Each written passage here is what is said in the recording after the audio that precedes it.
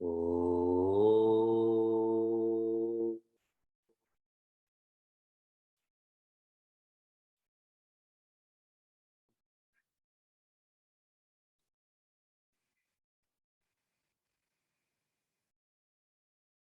Oh.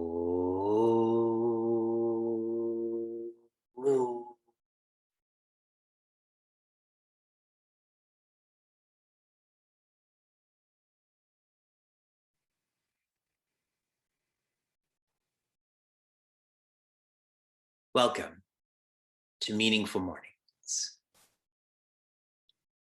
In these evenings, we are focusing on Samanya Dharma, which means how can humans be humane? And the value we're exploring right now is mauna, or silence. And I shared with all of the students, mauna is when you close your mouth to open your mind. Now I'm extrapolating that to Meaningful Mornings. Mauna is when you close your night to open your morning. We've been engaged in mauna through Meaningful Mornings for more than 360 mornings since the coronavirus started to challenge us. Sri Krishna, over the past 13 verses, is addressing one of our fundamental fears, which is the fear of death. For those who are younger, those who don't think as much, this fear of death, this could be denied. I didn't think I was going to die yesterday, even though it's possible, but I didn't think about it. What this symbolizes is a fear of change. The fear of death is more extreme. More relative is the fear of change. The fear of change only applies to those who are attached. For those who are not attached, for those who are finding joy independently, there is no fear of change. Shri Krishna's trying to encourage Prince Arjuna to understand and appreciate only his body is dying. Only his body is changing. He is more than this. He is the spirit that is existence, that is infinite. We've been together for more than 360 mornings. You may not feel that you're the spirit. If you feel that you're more than the body, then that is significant evolution. And all of this has been accomplished in less than a year. And subtly, Shri Krishna's highlighting reincarnation. Every one of us is born different, bodies, minds, intellects, not randomly. This is the effect of how we lived in a previous birth, which shows the body died. Vivek's previous body died, but his software, the memory and mind, the intellect and ego, is with me right now. Reincarnation also encourages us to be selfless. If I feel all that I do in this lifetime, which is a cause, has no effect, when the body dies, the software will die, I can be extremely selfish with no consequence. With the law of cause and effect or reincarnation, I will live more selflessly. I hope. In our previous verse, verse 23, Shri Krishna is explaining the relationship between the elements and existence. In the science of Vedanta, usually 5 elements are indicated sometimes 3, we will focus on 5. These elements, from grosser to subtler, are earth. Shri Krishna identified this as weapons. He didn't use the word earth, but weapons. Then water, then fire, then air, then space. These are the 5 elements. A grosser element cannot affect a subtler element. Earth is the weakest of the elements. Earth cannot harm the oceans. We see right now, as ocean levels are rising, the oceans are as if harming the earth. If we think of water and fire, often when we're taught about pralaya or dissolution, it is based on water, but there's a longer term pralaya that's based on fire, where all is burned up. Now you think of air. If you take this container that is the earth, more than earth and water is air. Just think of the many kilometers above us. And then you expand that even more to space. That is, for us, immeasurable. Scientists are trying, but they can't measure how big space is. I hope you're following that sequence. And now the implication again is the grosser cannot affect the subtler. If you just take California, where there are earthquakes, where there's a lack of water, where there are fires, maybe there's tornadoes. All of this does not affect the space that is California. Yes? That space is untouched. Now, all of these elements, they depend on existence, which is Sat, which is the spirit. If these grosser elements of earth and water and fire and air can't touch space, and space is still an element, undoubtedly, these elements have no jurisdiction over existence. This is what was shared in the last verse and is repeated in this verse. 24. Achedyoyam adahyoyam akledyo shoshya evacha nityas sarvagatastanuhu achaloyam sanatanaha. In the previous verse, the word enam was used. Enam means this, but it's associated with an object, like this pencil. Now, in a masterly way, Sri Krishna shifts the word to I am. I am also means this, but it's in reference to the subject. It's a closer word. Almost like if I say Sheila, there's a closeness there, or I'll say Patni Shri.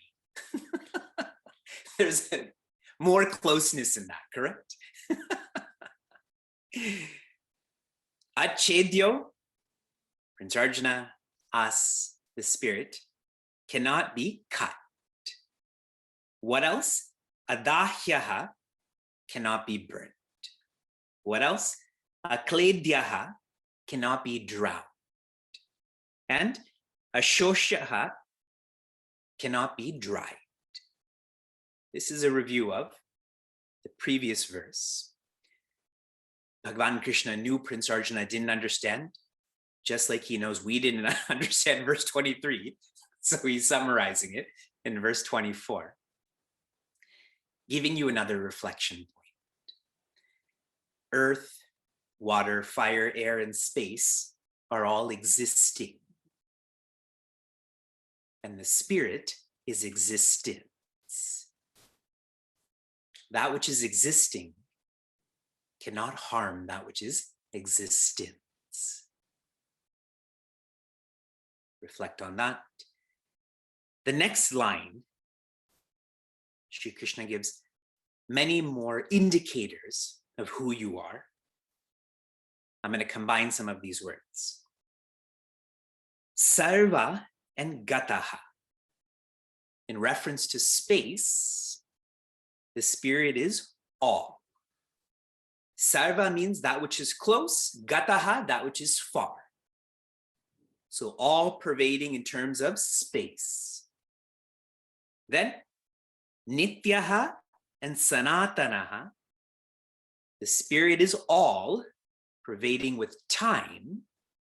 Nityaha means now, Sanatanaha means the future. What else?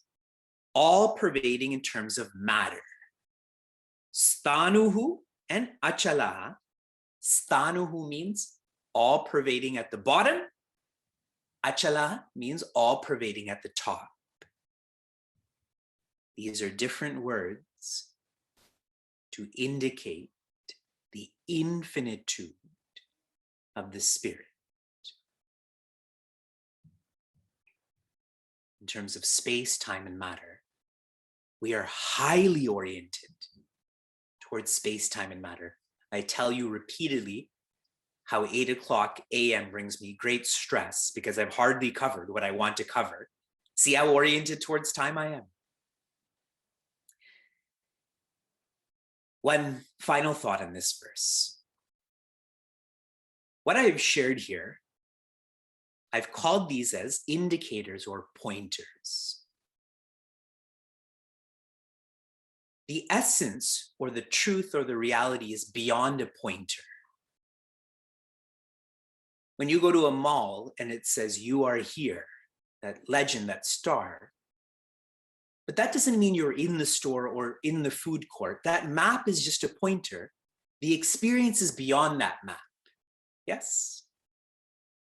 The way our scriptures present this, imagine I'm asking you to look at the moon, but you just can't. You're not oriented towards that, towards looking up. So what do I say? I say, look at that tree. That's more relative. You can identify that tree. Then I say, look up the tree to this particular branch. And that you can do too, because you're already at that tree. So you go to the branch. And now with the branch, I say, look to the end towards this leaf and see how you're following this journey. And then after that, I say, look beyond the leaf. And what do you see? You see the moon. You started off with the tree, but then you went up the tree to the branch, to the leaf, and finally went beyond the leaf to the moon. That's how our scriptures teach us. And I'm sharing this because these words you cannot take technically. These words have to be personalized. They must be reflected upon. We continue to application. On April 28th, you were given an application, which was to forever remember, even this will pass. And a seeker from Cleveland, Saloni, she changed it to even I will pass. What a profound thought. Forget about this will pass, I will pass. On May 6th, your application was to come up with a plan for what you're going to do on May 21st, when Meaningful Mornings is on pause, and some beautiful reflections. A seeker from Portland, that is Gita, she shared she's going to go through all of the all of the rads, the reflection adventures of the day. And these have been tracked for you on our chinmayaniagara.com website. That's a fine way to keep up with Meaningful Mornings. A seeker from College Station, her name is Nitya. She shared she's going to go through Chinmaya Niagara's YouTube channel and study an entire text, whether it's the Bhagavad Gita course or Atma Bodha. Another seeker from College Station, that is Deepal, she shared that she's going to continue with Meaningful Mornings with her family. That together, all four of them are going to read, write, and reflect Her children are young, so they're going to draw. Like some of you do while I'm speaking also, correct? Coloring in the horses and the conch. Your application yesterday was to be grateful because we've been together for 360 mornings. That is stanuhu.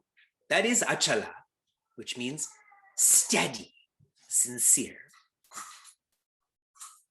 For those who are grateful, please share your sentiments. What I've observed is the more grateful one is, the more one wants to further their experience. They want to support their experience. They want to share their experience. Yesterday, we also completed 70 verses of Bhagavad Gita. And you all know that Pujya Gurudev's commentary is freely accessible to you. We still have 90% to study. Be sure you're accessing his commentary. And this is all, again, free. If you go to our RADs, you'll see how to do that. Your application for this morning. I want you to track all of the pointers that you're going to come across in Bhagavad Gita. Just this morning, you were given Nityaha, Sarvaha, Gataha, Stanuhu, Achala, Sanatanaha. Track these. You personalize what these words mean to you. We're going to have a very broad and deep list. These are all pointers for you to contemplate and reflect on. Shanti, Shanti, Shantihi. Be safe, be sound, be serene, be happiness.